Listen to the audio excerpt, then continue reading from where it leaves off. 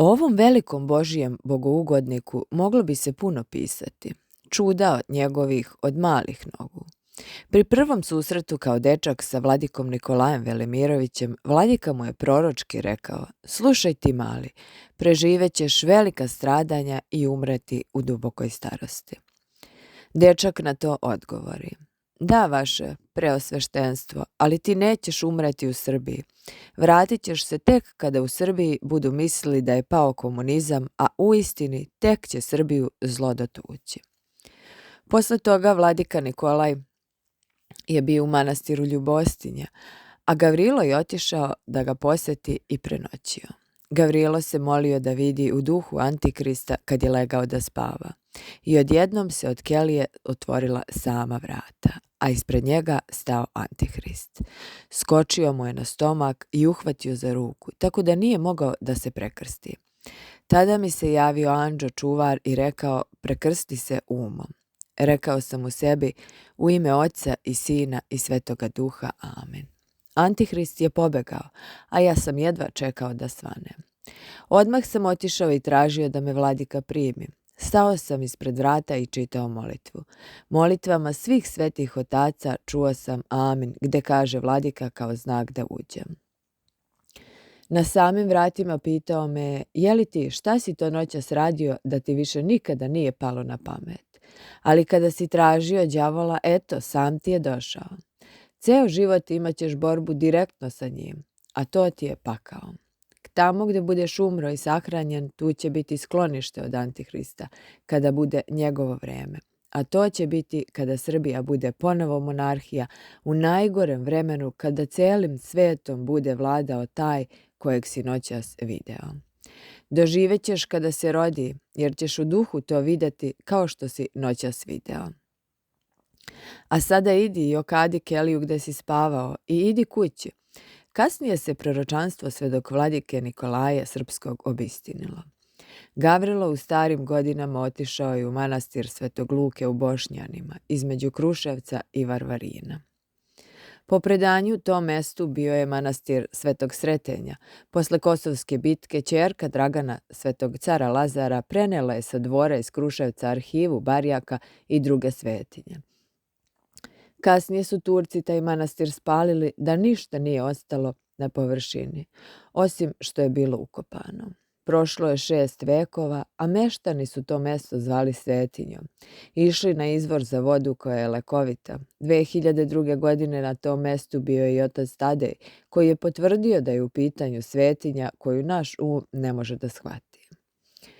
Da postoje mošti 3 svetitelja netruležne koje će tek činiti čuda. Uzeo je vladika ulje iz kandila u manastiru Ljubostinja, napravio na mom čelu veliki krst sa tim uljem kao i na rukama.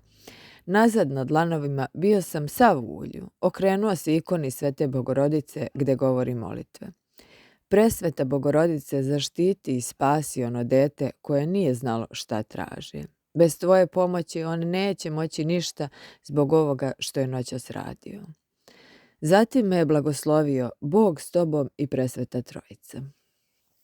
Otišao sam u keliju, okadio i uputio se kući u Jagodinu. Tu sam kasnije postao crkvenjak kada su komuniste progonili i tražili da se učlaniš, da nosiš petokraku, ne slaviš slavu. Ja to nisam hteo. I jednog dana UDBA me ispitivala, a zatim bila dok se nisam onesvestio. Onda su me bacili u podrum sa punim hladne vode. Ali meni je duša bila izašla iz tela i video sam sebe kako kao daska plivam po toj vodi. Video sam opet Antihrista. Eto, kad nećeš meni da služiš, sad si umro i ideš u pakao. Imao je konjske kopite, uši kao magarca, visok dugačak rep. Nisam se više plašio jer mi je ovo drugi put da ga vidim. Tada je uzeo vile i krenuo da me probode. Ali anđeo stao između nas i dva i Antihrist je nestao. A moje telo je i dalje plivalo po vodi. Odveo me anđeo dalje pred Gospoda Isusa Hrista. Pao sam ispred njega na zemlju, pošto sve gore na nebesima ima kao i na zemlji. Video sam raj gde su duše koje čekaju vaskrsenje, a carstvo Božije je nešto drugo iznad raja. Tada je Hristos rekao anđelu, vodite ovu dušu mojoj majci i mom ocu da ga blagosilja, pa ga vratite u telo. Nije za njega još došlo vreme. Poljubio sam Hristu ruku i noge i pomislio i rebro petu njegovu ranu, ali to nisam mogao. A Hristos je govorio, u ovom telu ja nemam te rane, ali kasnije anđeo nek te odvede na Golgotu, a zbog toga što si se setio svih mojih 5 rana, vidjet ćeš i nebesni Jerusalim. I kad dođe vreme da se preseliš u ovaj svet, živećeš u nebesnom Jerusalimu. Zatim anđeo me odveo pred majku Hristovu Svete Bogorodice, izašla iz jedne male prelepe kuće zajedno sa Svetom Petkom. Anđeo je rekao sve što je Hristos kazao da treba da me vodi da vidim. Presveta Bogorodica je odgovorila, od danas si pod mojom zaštitom. Ja ću se brinuti za tebe sve do tvoje časi smrti i voditi te kroz život. A muke koje te kroz život čekaju nećeš osjetiti. U tom svetu zla gde moraš da živiš do duboke starosti. Evo ovde sa mnom je Božja ugodnica, vaša srpska Sveta Petka. Uzmi i od nje blagoslov. Uzeo sam blagoslov od Svete Petke, a ona je odmah pored majke Hristove, Svete Bogorodice. Toliku slavu ima. Zatim je anđeo odveo ocu Hristovom Bogu. Blagoslovio me i rekao anđelu da me provede kud želim i vrati u telo i da ću ja vući konopac sa zemlje kad bude nebesna sveta liturgija. Eto vidiš, kolika je ta duša. Zatim anđeo čuvar me odveo kroz ceo raj, pakao u nebesni Jerusalim. Video sam tamo u raju i paklu sve srodnike moje i one koje su pre 1000 godina umrli. Mi smo se poznali sve do Adama i Eve. Video sam kako će izgledati strašni sud vaskrsenja mrtvih. Sva tela pomazana uljem, osvećenim maslom su svetala na vaskrsenju. Sa neba video sam goru Tavor gde se Hristos preobrazio, celo brdo svetli, a zemlja i kamički koji su odneli po svetu tamo su svetlali isto kao na Tavoru. Video sam kako u Jerusalimu na svetoj zemlji đavoli ne mogu da se spuste do zemlje, tamo kuda je Hristos hodao. Na nebu su samo 4 vaznali se u telu, a to je presveta Bogorodica, Sveti Jovan Bogoslov, Sveti prorok Ilija i Sveti Anoh. Anđeo mi je rekao da su oni to uspeli zbog toga što su se izmolili Gospodu da njihovo telo može izdržati ovu svetlost koja je i oganj. Pričao je Gavrilo i o svemu drugom i nastavlja. Anđeo čuvar me vraća u telo i stavlja prst u vodu te je zagreje. Kada sam ponovo preživeo, stražar se uplašio i on je već javio da sam umro. Pustili su me kući, a tamo spremili meni za sahranu, pošto su dobili telegram o mojoj smrti. Proročanstvo sudi za 16 godina zatvora. Posle toga UDBA reši da me osude. Izmislili su tužbu i na sudu me osudili 4 godine zatvora. Pitao me sudija da li želim da se žalim. Odgovorio sam neću, a ti sudio bit ćeš osuđen 16 godina zatvora. Nastupio je smeh u sudnici. Kasnije je sudija putovao za Grčku i tamo je bio osuđen na 16 godina zatvora zbog politike. Ovo je prvo proročanstvo za koje postoje pisani dokazi u sudskim spisima. Manastir Svetog Luke u Bošnjanima kod Kruševca. U starim godinama javi se sveti vladika Nikolaj Gavrilu i kaže mu da ode u onaj manastir što sam ti rekao u Ljubostini gde će biti sklonište od Antihrista. Sveti vladika Nikolaj mu se često javljao. Krenuo je Gavrilo u manastir Svetog Luke, ali tog dana su čekali da dođe i vladika. Pa kada su se pomolili i kola ka manastiru, oni su lupili zvonima, ali kad su ispred crkve kola stala, izašao je sam Gavrilo. Oni su prestali da lupaju zvonima, a Gavrilo je rekao neka se čuju zvona. Ulazi vladika u crkvu.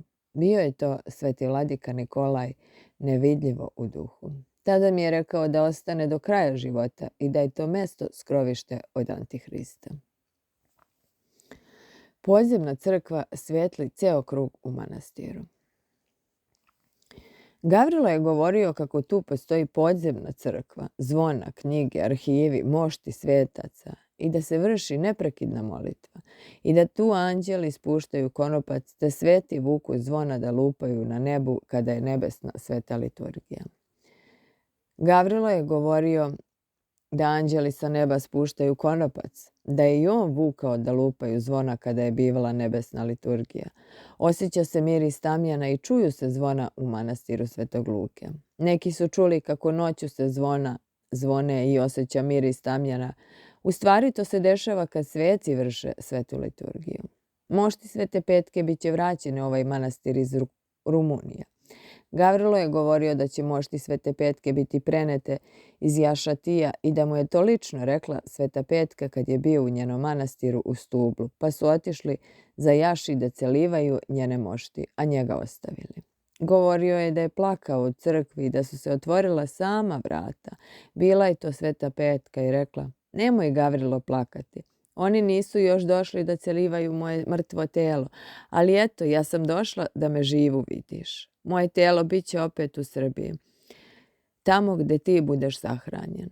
On je govorio da će to biti u tom manastiru, Svetog Luke u Bošnjanima. NATO bombardovanje Srbije. Jednom je govorio starac Gavrilo: "Kod mene nećete moći dolaziti, bit će isprekidan put." U istini, srušen je most u Jasici i Varvarinu i moglo se samo preko skele stići starcu Gavrilu. Srušili su štab Antihrista. 1999. za vreme bombardovanja Gavrilo kaže: "Čujete li vi avione? Odoše da sruše štab Antihrista." Uveče je objavljeno da je pogođen CK, a kasnije generalštab vojske. On je to zvao štab Antihrista. Tvrdio je da postoji štab i u Ivanjici, i Kraljevu, i Jagodini. Gubitak Kosova i Metohije. Ova vojska na Kosovu što nosi petokraku izgubit će boj zbog krađe i pljački, a i generali izdaće predsjednika sa širokim čelom što mu žena ide u Indiju kod vračara.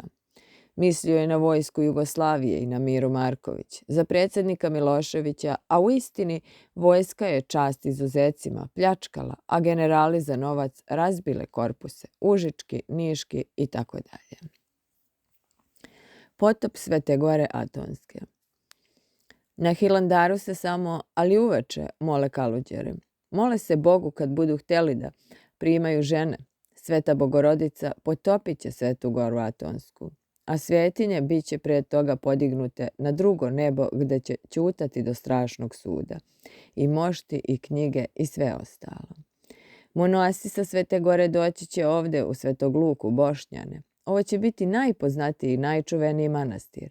Pobeći će ovde sa Svete Gore monaštvo kada se potopi Sveta Gora. A to je sada, vidjet ćete.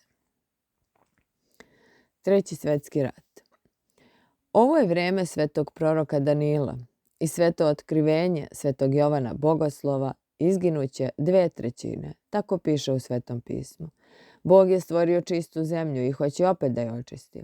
Izginuće svi Turci, a na Kosovu i Metohiji neće ni jedan Šiptar ostati živ. Zemljotres u Beogradu, Lapovu i Jagodini. U Beogradu, u Patrijaršiji je već 70% spiritista i oko Beograda bit će jak zemljotres. A u Lapovu još jedan bogomoljac, on je umro i sada više pop ne vrši svetu liturgiju, zbog toga sravnjice celo selo zemljotres. I to je sada. Tada su se uplašile 2 bogomoljke iz Beograda, a on im kaže: "Ne bojte se, valjda će se Bog spasiti. One imaju sada oko 70 godina. Doživećete, to je sadašnje vrijeme." Te 2 žene su još i svedoci mnogih beseda starca Gavrila i one su pomagale manastiru Svetog Luke. Antihrist je rođen u Jerusalimu, živi u Americi. Govorio je sveti vladika Nikolaj. Rekao je da ću doživjeti da se rodi Antihrist. Gavrilo je govorio da mu je u duhovnoj viziji otkriveno Antihristovo rođenje. On se rodio u Jerusalimu. Završio je crnomagijsku školu u Indiji. Sada je glavni u tajnoj politici. Ima 2 imena, Valter i David. Biće to prvi i posljednji predsjednik cijelog sveta kada NATO proglasi umjesto sekretara predsjednika u Jerusalimu. I on izaziva 3. svetski rat. U Trećem svetskom ratu pobedit će Rusi i Kinezi. Biće to rat u vazduhu. Kinezi masovno primaju veru pravoslavnu i udruženi sa Rusima nosit će svi na šlemovima krst, pobedit će i Ameriku i Englesku. Svet sa 2 bloka i 2 vere. Doći će do ujedinjenja pravoslavnih i to će biti jedna vera i jedan blok, a drugi bit će svi ostali, ali će vladati Antihrist. Ali samo u Srbiji neće imati puno komadi, ni u tom bloku koji budu sa Srbijom i Kruševcem. Ispunjava se kremansko proročanstvo. Oni nisu bili ni spiritisti, niti vračari, već bogomoljci. Kruševac će biti ponovo carevina, ali ne samo za Srbiju, već i šire, i to je sada. Kruna cara Uroša. Ona se nalazi u pećini kod Resavine. Govor voda je ispred pećine. Tu je kruna cara Uroša i sa njom bit će krunisan budući vladar Srbije iz loze Nemanjića. Može to biti i duhovno srodstvo. Karađorđevići neće biti krunisani. Oni su promenili veru. Ne pripadaju više nama pravoslavnima i neće biti krunisani. Tvrdi se da je gospodin Aleksandar Karađorđević u masonskoj ekipi 78. po redu vrha piramide. Došli su preko Soroša iz Mađarske, a zna se ko je on. Osim toga, Krunski savet Karađorđevića je u izvršnom odboru G17+, gde je predsjednik Labus. Oni se zalažu za globalizaciju i elektronski sistem plaćanja bez novca. Za to nema i novca u opticaju, jer ga namjerno izvlače. I to isto kao kad vi iz vena izvlačili krv svaki dan pomalo i na kraju biste umrli. Tako bez novca neće se moći ništa kupiti i prodati. Elektronska kartica bit će uslov da primite Antihrista. Gavrilo je sve to video duhovnim očima. Zbog toga i tvrdi da neće ni primiti krunu. To je bila prevara i satanizam. Tako je govorio. Sedište Srpske patrijaršije u Kruševcu. Vatikanski papa pobeći će iz Italije, a Srpska patrijaršija bit će ovdje premeštena.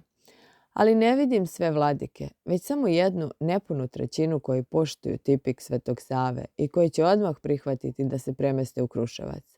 Ali to neće biti ovaj patrijarh što je sada. Ne znamo da li je mislio zbog starosti i upokojenja. Poznavao je medicinu, a bio je nepismen. Za srce je govorio da koštice od breskve, ono seme, se pojede 80 dana po jednu i bit će kao da se rodiš. Epilepsiju, kamenu bubregu, žuč, progutati tamjan osvećen na Hristovom grobu. Za epilepsiju je savjetovao što više pričešćivanja. Antibiotik je sok od lišća od kruške. Govorio je da je to najjači antibiotik. Bolesti raka. Govorio je isto kao i otac Tadej, 40 dana samo sok od kupusa i svaki dan pričešće. Jedna žena iz Lučana tada živjela je u Beogradu. Prije 2 godine ga je poslušala i izlečila rak 4. stepena. Sada je živa. Imaju i dokazi, i snimci, i lekarski nalazi. Sada ništa. Njeno ime je Sretenović Milka, ostavljena je i adresa V. Pajića 6, Lučani. Ko želi da se uveri može da joj piše. Duhovne vizije. I sami ste pročitali na samom početku, kao mali, prorekao je smrt svetog vladike Nikolaja van Srbije. Prorekao je za osudu sudije od 16 godina zatvora. Sveti vladika Nikolaj mu se bezbroj puta javio. Kaže da je više puta gledao kada je vladika pisao knjige. Nebesna liturgija. Rekao mu je sveti vladika Nikolaj da će se sve zbiti što piše u nebesnoj liturgiji. Govorio je da mu je u duhu bio na sahrani u Americi, da je bio kod njega za vreme smrti kad mu je sveti arhangel uzeo dušu. Čudo, Gavrilo se upokojio na svetog arhangela Mihajla. Javili su mu se mnogi sveci. U starim danima Gavrilo je bio skoro uvek na nebu i pričao je mnogim svetiteljima i ostalim čudima. Pričao je poruke svetaca, molitve starca Gavrila. Njegov blagoslov bio je čudo. Kada se za nekog pomoli, isto čudo on se molio po celu noć. Nikada nije spavao bez mantije. Spavao je suviše malo. Ono što nije hteo da čuje mogli su topovi kucati o ništa. A nisi morao ništa ga pitati, sve bi rekao. Živao je u krajnjoj sirotinji. Manastir Svetog Luke i Konak počeo se graditi upravo malo pre nego što je on došao tu. Bile su 3 monahinje, Makrina, Pavla i Serafima. Konak, trošna kuća kao pomoćni konak, odnosno baraka. Od jakih kiša voda je ulazila i prolazila ispod kreveta, ako je to i bio krevet, od ušeka poderanog na daskama postavljeni na trupčiće podignutim od zemlje. Kasnije je napravljen konak do prve ploče i u njega su se uselili. Na beton sa prozorima od jednog stakla, a gore vlaga. Neko je bacio iz kuće polomljenu fotelju i doneo njemu. Tu bi sedeo ko kod njega ode ili presedi celu noć sa njim, pošto konaka nije bilo osim u baraci prethodnog takozvanog nazvanog konaka. Ništa ovdje nije na svom mestu. Žalio se da konak novi nije trebalo tu graditi, ni novu crkvu posvećenu Svetom Luki, pa tu nisu temelji od nekadašnjeg manastira koji je spaljen od Turaka. Monahinje je savjetovao da napuste manastir, da mora da bude muški kao i pre nego što su one došle. I one su zaista otišle puno kasnije. Hranio se jednom u sedmici ili više dana nije jeo. Hranio se samo biljnom hranom. Pio je kafu i hteo je poneki put pomalo rakije, ali je sipao u kafu i kuvano vino i to bi bilo sve u njegovom jelovniku. Isto je savjetovao i hadžija.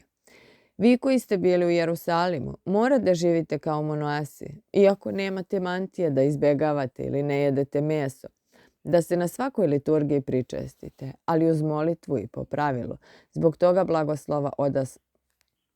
blagoslova odlaska u Jerusalim.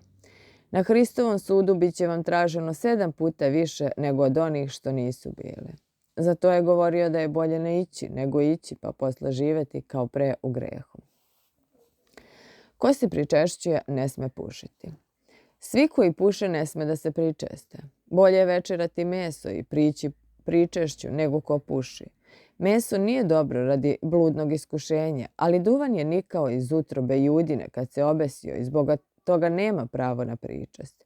I svi koji puše su u paklu. Pa nek su i studenicu pravili, a i pijanci su u paklu, ako ih smrt nađe pijane.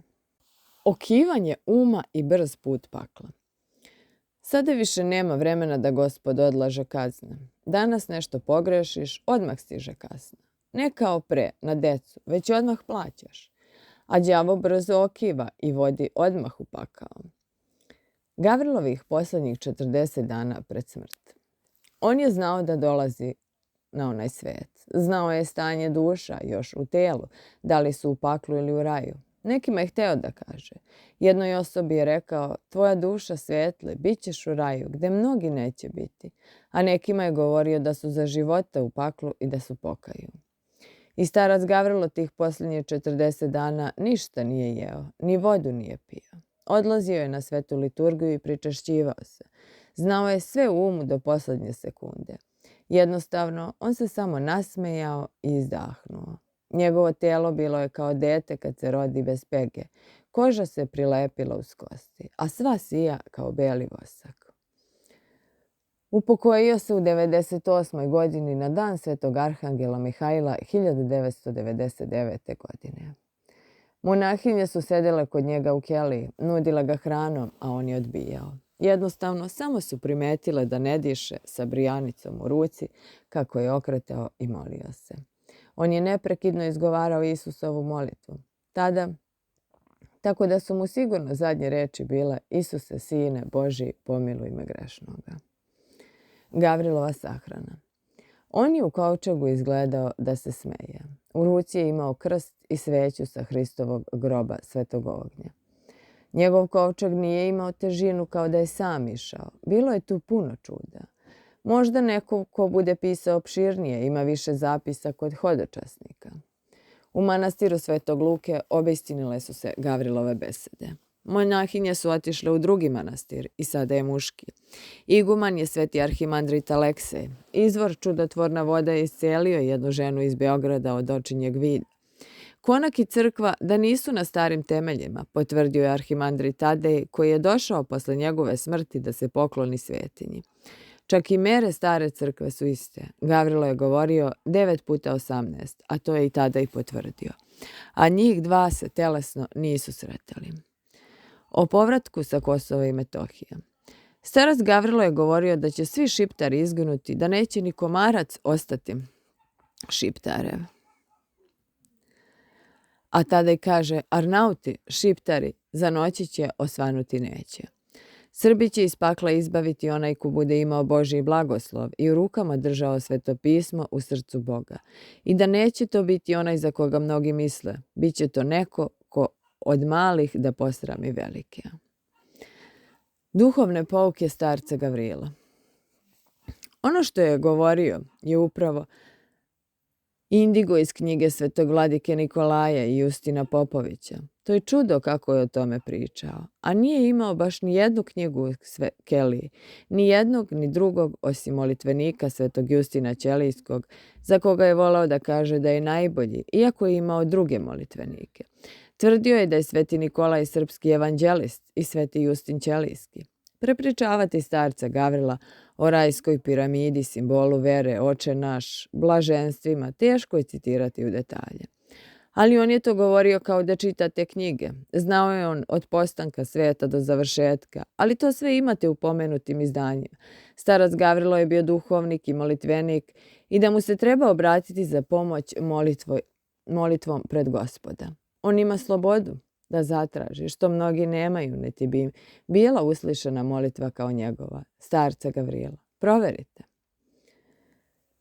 Ne boj se, Srbijo, Bog će tebi dobro i dati, pa ćeš biti najsrećnija. Sveti vladika Nikolaj Velimirović je u duhovnoj viziji video novu srećnu budućnost srpskom narodu. Zamirisa Srbija mirisom tamjana i povikaše Srbija aliluja. Ali pre toga srpski narod mora puno da strada. Upravo zbog toga, kako kaže sveti vladika, zakukaše Srbi u nevolji, ali se živog Boga ne setiše. Niti Boga, niti svoga greha. Tek kada nejač zaplaka, tek tada Gospod blagoslovi srpski narod. Karađorđević neće primiti krunu. Bilo je to 12. monarhija u Evropi, ali vatikansko-papsko-katolička, ali ne pravoslavna i svetosavska. Oni su sada u drugoj veri, u štabu Antihrista, govorio je starac Gavrilo, u istini krunski savet. Karađorđević je više od pola u G17 izvršnom odboru G17+. Karađorđevići pripadaju DS-u koje je finansirao Soroš iz Mađarske, odnosno Treća Amerika satanisti. To je CIA i masonska prevara. Kruna cara Uroša na glavi od loze Nemanjića. Gavrilo je govorio Sveti Serafim. Kaže 2 i 2 su 4, isto ja to sad tvrdim, za krunu cara Uroša, da je u jednoj od resavskih pećina. Nju ne može niko taknuti pre krunisanja iz loze Nemanjića, ali to može biti neko iz duhovne loze ili od loze Romanovih iz Rusije. Kruševac biće ne samo srpska, već i šire pravoslavna prestonica. To je sada, a on je to govorio 1988. Rekao je jednim ženama koje imaju oko 70 godina da će preživeti zemljotres u Beogradu i doživeti to. Te žene idu na svaku svetu liturgiju koju služi njegova svetost patrijarh srpski Pavle. Pazite, one imaju 70 godina i doživeće to. A šta da kažemo za one koje imaju 30 ili 40? Sigurno je to sadašnje vreme.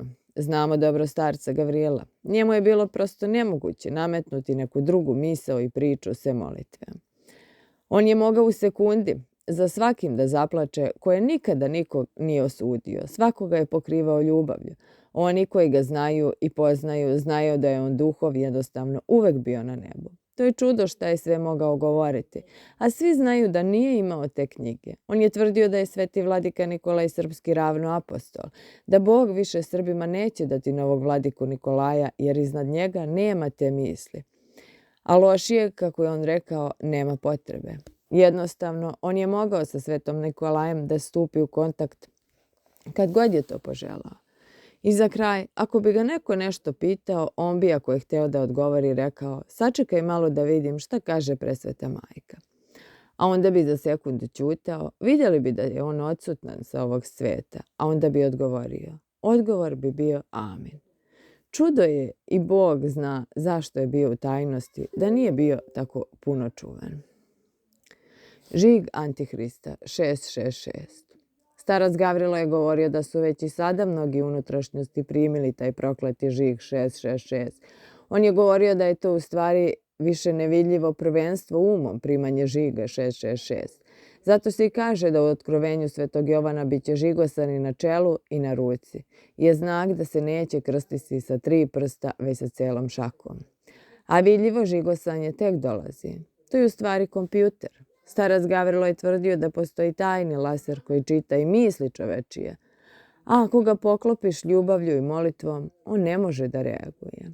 Blago onome ko se odrekne tog žiga i ko ne bude plaćao ono što kupi u prodavnici kad računaju mašinu u kojoj ima struje.